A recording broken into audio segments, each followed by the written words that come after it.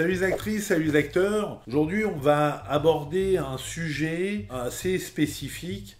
C'est comment s'assurer dans une scène où il y a un peu d'intimité, voire une scène un peu haute, que vous soyez en totale confiance et que vous gardiez une totale intégrité physique et morale. Alors depuis quelques temps, on a sur les tournages ce qu'on appelle des coordinateurs d'intimité. Donc comme son nom l'indique, ce sont des professionnels qui vont pouvoir gérer au sein d'une scène le fait qu'il n'y ait pas de problème, qu'on travaille en confiance, dans le respect, voire dans l'amusement, sans débordement irrespectueux pour les uns ou pour les autres. Je vais à ça ajouter quelques petits conseils que certains coordinateurs d'intimité utilisent déjà, mais aussi pour les tournages où il n'y a pas de coordinateur d'intimité, voire sur des courts-métrages, des projets indépendants,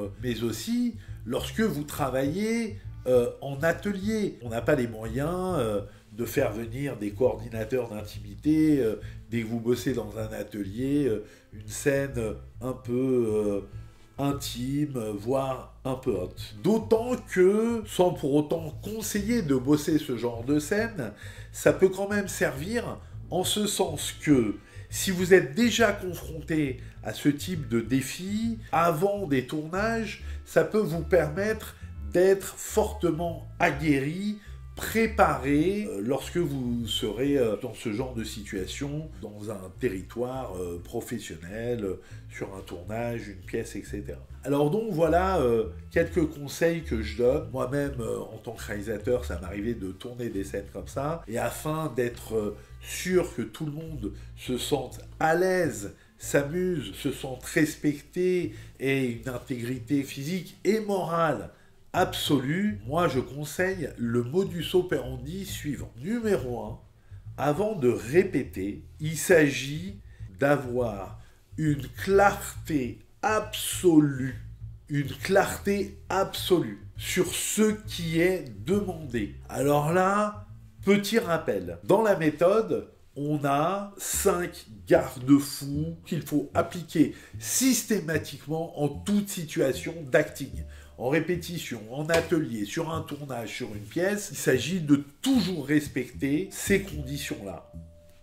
Pas de drogue, pas d'alcool, pas de médicaments, pas de violence et pas de sexe. Donc, déjà, ça c'est la base. On respecte ces 5 interdits, ces 5 garde-fous là. Une fois qu'on respecte ça, on peut commencer à être dans l'échange, le partage, se marrer, bosser, en fin de compte, créer librement, mais toujours, en respectant ces 5 garde-fous. Une fois que ce postulat de base est mis en place, il faut être extrêmement clair sur ce qu'on va faire dans la scène un peu intime, un peu haute, etc. Et par rapport à ça, moi j'invite à travailler ces scènes exactement comme on travaillerait une scène de cascade. C'est-à-dire que rien n'est laissé au hasard. Dans une scène de cascade, c'est une question de vie ou de mort. On doit rien laisser au hasard. Et bien dans une scène intime, c'est une question d'intégrité physique et d'intégrité morale. Donc, avant de répéter, avant de quoi que ce soit, on s'assoit, on voit précisément qu'est-ce qu'on va faire dans la scène. On va se toucher les mains, on va se serrer les mains, on va se caresser les mains. Est-ce qu'on va aller vers les avant-bras? Prenons l'exemple d'un baiser. On va se mettre par rapport à la caméra de façon à se faire plutôt une bise, mais qui semblera être un baiser. Ou alors, les lèvres vont vraiment se toucher. Est-ce qu'on va mettre la langue? Vous voyez, je rentre dans des détails, mais ultra spécifiques. Parce que c'est ça ce dont il s'agit. C'est de savoir vers quoi on va. Et une fois qu'on sait vers quoi on va, on accepte ou on refuse.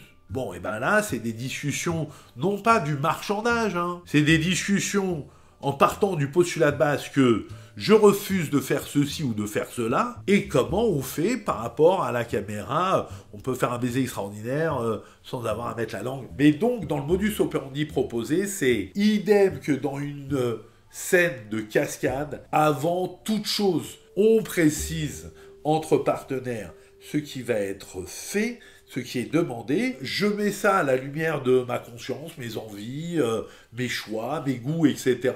Mais au moins, si tant est qu'on accepte, on accepte dans un cadre défini. Une fois que ça c'est fait, je vous invite à l'écrire, voire à le signer. Je suis hyper sérieux. Si dans une scène, on a décidé de faire ceci, cela, et pas ceci ou pas cela, bah si on le dit, on peut l'écrire. Si on l'écrit, on peut le signer. Et ça, il y a une garantie quasi certaine. On peut jamais être sûr à 100%, mais avec l'écrit, avec la signature, il y a toute la symbolique des contrats, de la pression juridique qui fait que tout ça, c'est pas pour mettre les actrices et les acteurs en stress. Au contraire, c'est de dire, ok les gars, ok les filles, on sait où on va, on sait vers quoi on va, on s'est mis d'accord, on l'a démontré avec un document écrit, on l'a redémontré en signant chacun ce document écrit. Voilà, donc ça c'est déjà de très bonnes bases pour commencer. En parallèle à ça, moi je propose souvent de faire qu'il y ait une personne, un troisième œil, un œil extérieur qui va bosser avec vous. Alors il faut là aussi quelqu'un de très honnête intellectuellement. Ça peut être d'ailleurs une personne ou deux extérieurs. Si vous êtes deux à travailler, vous pouvez chacun choisir un partenaire. Une fois qu'on connaît les règles du jeu, on peut créer plus librement, en confiance, voire avec une forme de complicité et d'amusement professionnel. Donc qu'il s'agisse de baston ou de bisous, l'idée c'est de travailler dans un cadre sécure pour tout le monde. Et là, on va se marrer, on va d'ailleurs pouvoir performer dans ces situations-là. Mais dans la baston, faut pas qu'il y en ait un qui se soit fait péter les dents. Et dans l'autre, faut pas qu'il y en ait un qui se soit fait péter son intégrité corporelle et psychologique. Voilà, donc je compte sur vous pour toujours travailler comme ça, de façon bordée, de façon encadrée, de façon sécure, de façon respectueuse. Ok, à vous de jouer.